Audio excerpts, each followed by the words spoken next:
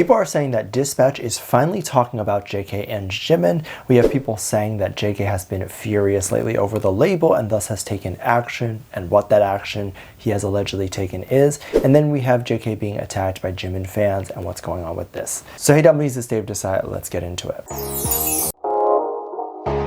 So this happened very weirdly, and I have a lot of opinions about what's going on. So obviously I'm going to get a little bit heated because it's quite clear what the community is trying to do, and I find it very annoying. So recently JK has been trending again, and it's not anything new that he's doing in terms of music or anything like that, but he has been trending lately for his solo stuff getting officially trademarked.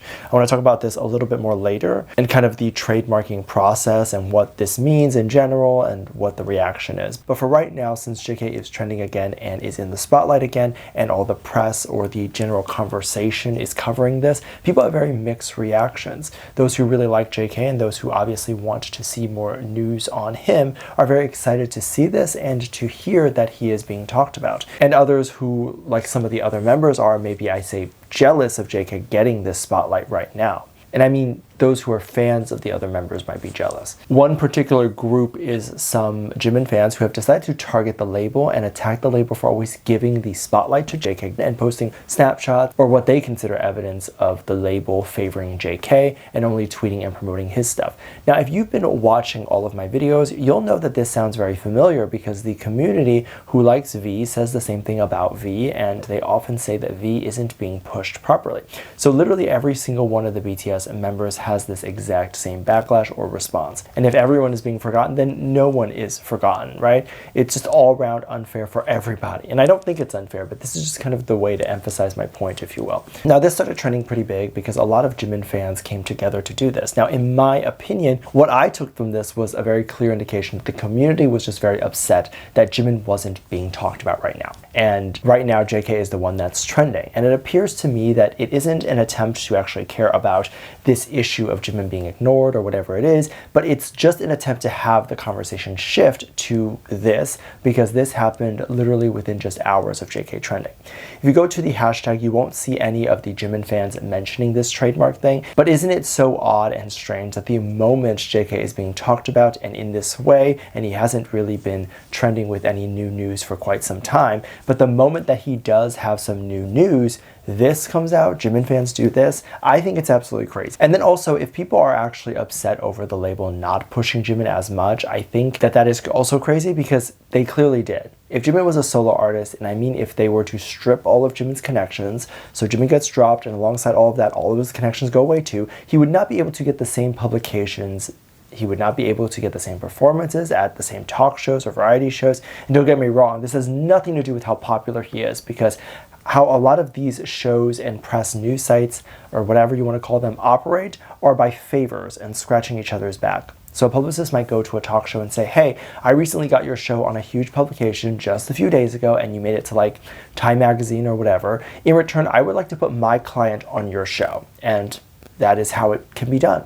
Does popularity matter? Yeah, of course, because they're probably going to stop featuring this artist on TV if every time the artist comes on the show, the ratings tank. But this is also why you often see no-name people appear on these shows, because they have a really good team that the TV show or the TV network might owe a favor to. Now, of course, as promised, let's talk about the trademark issue and what was going on with that.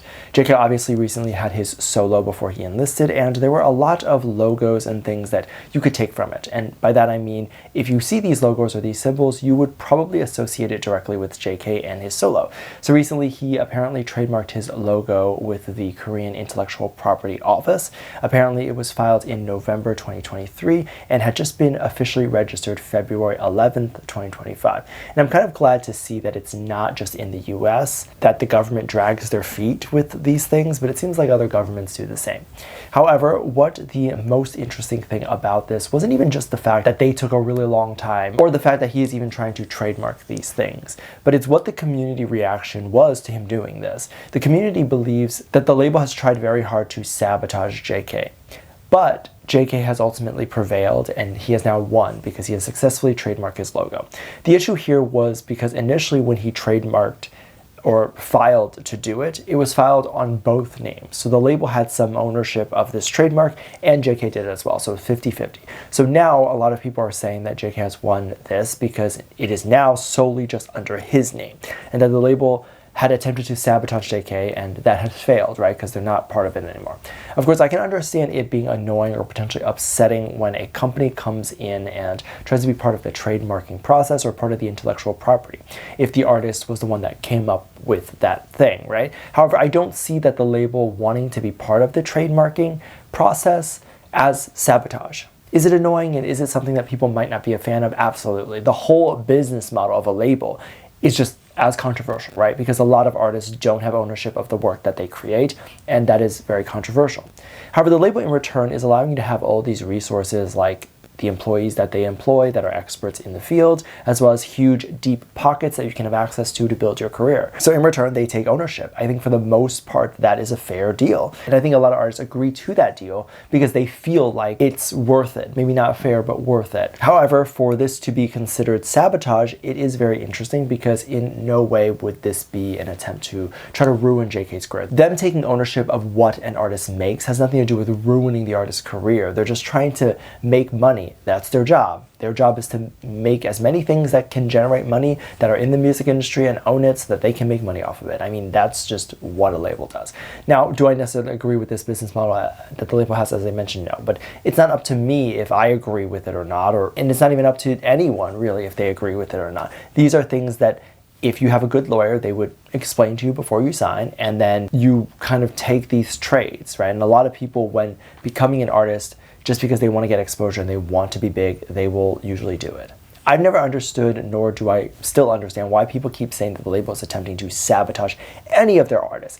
Their artists are what makes them money, and by them sabotaging that artist, they would be sabotaging their own wallet. And the people leaving these comments are like so close to getting it because they'll say, why are you sabotaging your big moneymaker?